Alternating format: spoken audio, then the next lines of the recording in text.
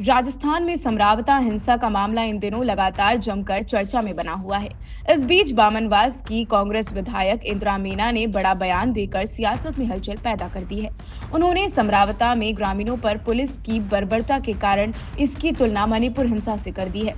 इस दौरान विधायक इंदिरा मीना ने भजनलाल सरकार को समरावता मामले में जमकर आड़े हाथ लेते हुए सियासी हमले किए हैं। उन्होंने किरोड़ी लाल मीना के मुद्दे पर भी बोलते हुए कहा कि बीजेपी ने उन्हें साइडलाइन कर दिया है।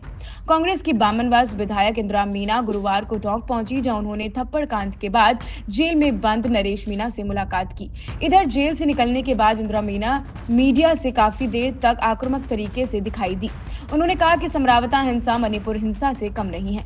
पुलिस ने ग्रामीणों पर जमकर बर्बरता दिखाई है। उन्होंने सरकार को भी आड़े हाथ लेते हुए कहा कि राजस्थान में समरावता जैसा बड़ा कांड हुआ, लेकिन सरकार अभी तक चुप है। उन्होंने मामले की प्रशासनिक जांच पर भी बड़े सवाल उठाए हैं। उन्होंने कहा है कि समरावता का मामले को लेकर कांग्रेस विधानसभा में भजनलाल सरकार को हम जमकर घेरेंगे। वहां सरकार से समरावता हिंसा को लेकर कई सवाल पूछे जाएंगे। आइए आपको सुनाते हैं कि मीडिया से मुखातिब होते हुए इंदिरा मीना ने क्या कुछ कहा है।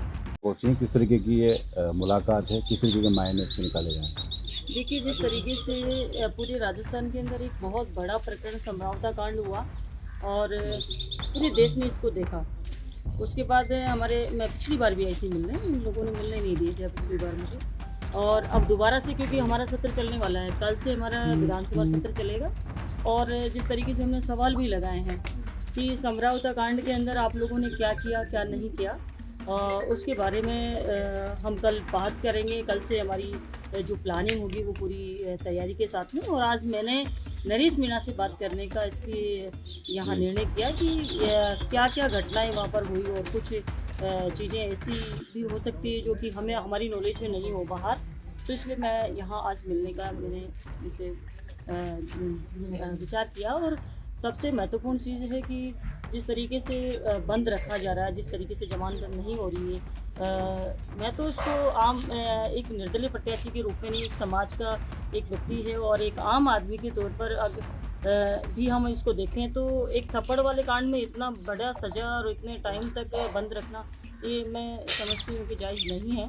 कहीं ना कहीं सरकार की तानाशाही, कहीं ना कहीं जिस तरीके से ये चल रहा है प्रकरण, बहुत ही गंभीरता वाला विषय है। मैम, ये कांग्रेस ने भी काफ़ी ज़्यादा समरावता कांड की दूरी बना रखी है। कांग्रेस के बड़े नेता इससे लगातार दूर बने हुए हैं। कांग्रेस में कंफ्यूजन है।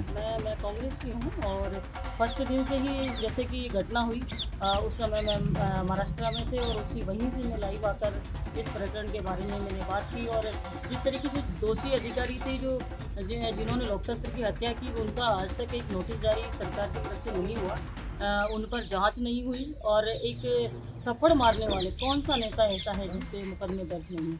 बहुत सारे हमारे विधानसभा के अंदर भी सैकड़ों मुकदमे दर्ज है बहुत सारे नेताओं पर, विधायकों के ऊपर, तो इतनी बड़ी सज़ा नहीं बनती है नरेश मीणा की। तो क्या नेता प्रतिपक्ष सीताराम जी भी इस मुद्दे को उठाएंगे? क्यों नहीं उठाएंगे? सब लोग हम इस मुद्दे को सीरियस है हम लेकर, लेकिन सरकार जिनके लगती नहीं है, जो सरकार इन चीज़ों को मानती नहीं है, जो जनता की परवाह नहीं करती, उस सरकार के ऊपर धूल तक नहीं रहेंगी इस मुद्दे को लेकर।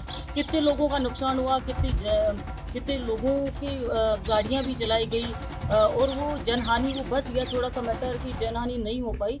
तालाब के अंदर कितने सारे बालक वहाँ पर कूद गए, आग उन्होंने लगा दी। पुलिस ने जो कांड किया वो सारा का सारा रफा दफा कर दिया गया और नरेश मीणा के ऊपर लगाए गए आरोप सारे के सारे, जबकि ये सारे सबको पता है कि नरेश मीणा एक थप्पड़ मारने का मुलजिम है और उससे बड़ा मुलजिम एसडीएम भी है जिसने लोकतंत्र की हत्या करी, उससे बड़े कलेक्टर भी जिसने ये व्यवस्थाएं नहीं संभाली, सब लोग इसमें शामिल हैं।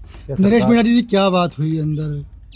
देखिए, जो घटना के बारे में हमारी बात हुई है कि घटना में और कोई क्या चीज़ें हैं तुम्हारे पास, ये जिस तरीके से तुम्हारी जमानत नहीं हो रही है तो प्रकरण कौन से हैं। छात्र राजनीति के प्रकरण सारे के सारे उन्होंने बताया कि मेरे छात्र राजनीति के प्रकरण हैं, या जो एक जो नेता होता है, जो पॉलिटिशियन होता है, उसके ऊपर जिस तरीके की रास्ता रोकने, थोड़ा बहुत जो भी आंदोलन करने वाले, वो वाले मैटर हैं। और उन मैटरों में इतना सज़ा नहीं बनती है जिस तरीके से किया जा रहा है। विधानसभा घेराव की चेतावनी 25 तारीख को दी हुई है। सारा बहुत जो पूरा राजस्थान इस बात को लेकर बहुत सीरियस है और पूरा समाज भी इस चीज़ को लेकर बहुत मतलब अग्रेसिव है। आज हम सब लोग देख रहे हैं कि 25 तारीख की जो वो है उसके अंदर काफ़ी लोगों की तरफ से मेरे पास मैसेज आ रहे हैं, बहुत अधिक संख्या में लोग पहुंचने की उम्मीद है वहाँ पर। देखिए विधानसभा सत्र चलने वाला है और जो प्रभारी मंत्री जिले के रहे हमारे ऊर्जा मंत्री हीरालाल नागर, वो कहते हैं कि हम कांग्रेस को बोलने नहीं देंगे। कांग्रेस कहती है हम उनको घेरेंगे, वो कहते हैं हम बोलने नहीं देंगे। देखिए नागर की बात छोड़िए आप, सीएम यहाँ तक कि सीएम को लेकर के एक भी मंत्री इनका ऐसा नहीं है जिनसे सवालों के जवाब लग सके। हमारे सवालों के जवाब तक नहीं दे पाएंगे ये लोग। और घेरने के लिए आप ये मानिए कि ये क्या बोलेंगे कि विपक्ष को नहीं बोलने देंगे। इन्होंने किया क्या 1 साल के अंदर? इन्होंने कोई भी ऐसा काम किया हो, हमने जो काम किए उनके उद्घाटन वगैरह ये लोग करते फिर रहे हैं। इन्होंने एक काम नहीं किया। इन्होंने जो फर्स्ट बजट में जो इन्होंने किया 100 दिन की कार्य योजना बनाई, उसको अभी तक चस्पा नहीं किया।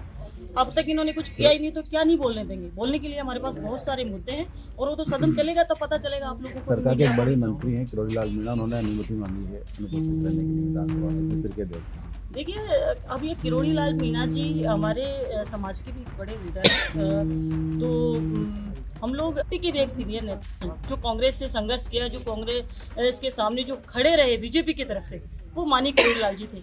और आज जिस तरीके से उनको साइडलाइन कर रखा है, जिस तरीके से उनकी मानी नहीं जा रही, जिस तरीके से उनको इग्नोर किया जा रहा है, तो वो क्या करेंगे, क्या जवाब देंगे सरकार विधानसभा में बैठकर? तो इसलिए एब्सेंट रहने की अनुमति मांगेंगे। और ये सवाल आप भाजपा वालों से भी पूछे तो ज़्यादा बेहतर है। क्या समझौता को लेकर हंगामा देखने को मिल सकता है? बिल्कुल होगा। समझौता कांड बहुत बड़ा कांड है राजस्थान का।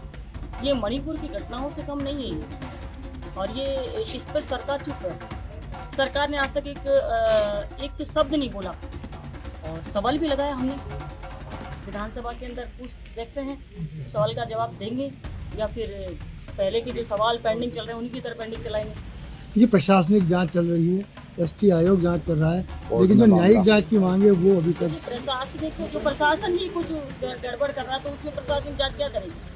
जब न्यायिक जांच की बात हो गई थी, उसके बाद में प्रशासनिक जांच इन लोगों ने करी है। प्रशासनिक जांच के लिए बोला है। प्रशासनिक जांच कोई बड़ा भाई छोटे भाई को नुकसान पहुंचा सकता है क्या?